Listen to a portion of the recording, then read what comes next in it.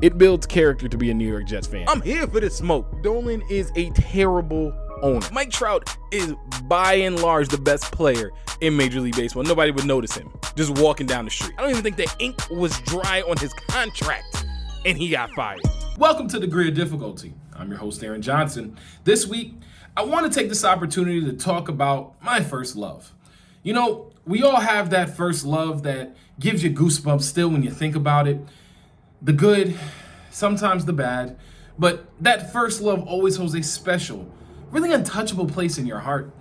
That's right, people, I'm talking about baseball. And being born in New York and growing up in Connecticut in the late 90s, pinstripes course through my veins, and a love of baseball beats in my heart.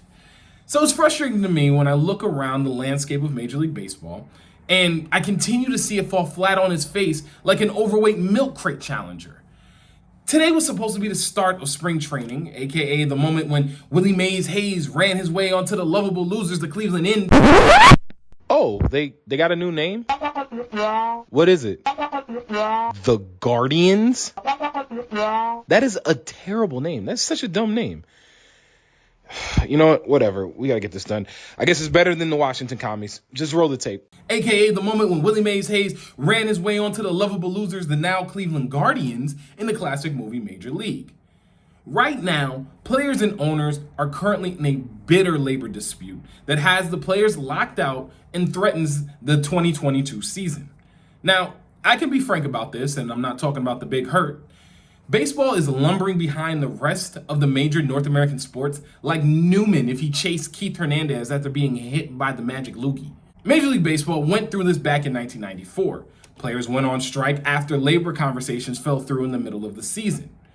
Major League Baseball became the first major American sport to lose its entire postseason because of labor struggles as players refused to play after August 14th, canceling the World Series for that year. You know, could you imagine what would happen if players in the NFL refused to play in the Super Bowl because of labor disputes? Some tells me it would bring a whole new meaning to plantation mentality. Anyway, the MLB came back in 1995. It was a shell of its former glory, and baseball took a major hit in popularity that was only briefly remedied by a steroid-induced home run race, the likes of which we've never seen. Dudes were roided out of their minds, balls were sailing out of stadiums as guys looked more like wrestlers from a Vince McMahon wet dream than they did ball players. Baseball has continued its nosedive in popularity as slow pacing and, in my humble opinion, defensive shifts have crippled the sport. Baseball now is more strikeouts, more home runs, less contact, less action. The old baseball saying goes, chicks dig the long ball. Well, the degree of difficulty saying goes, Aaron hates analytics. Thanks a lot, Brad Pitt. Most baseball insiders from Jeff Passan to Ken Rosenthal are incredibly pessimistic that a deal will be reached between the players and owners in time to begin the season as normal at the end of March.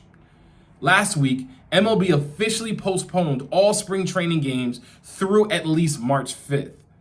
The two sides created a soft deadline for February 28th to reach a deal to start the season on time, but they remain light years apart when it comes to the numbers. There's to infinity and beyond, then there's baseball's catchphrase, I want more money. Oh, I want more money.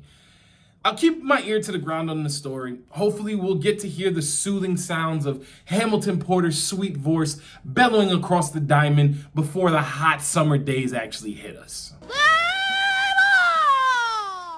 Well, that's the show I have for this week. Thank you so much for watching. Hopefully my key still works next week. My name is Aaron Johnson, and this is Degree of Difficulty. Also, RJ Barrett runs New York.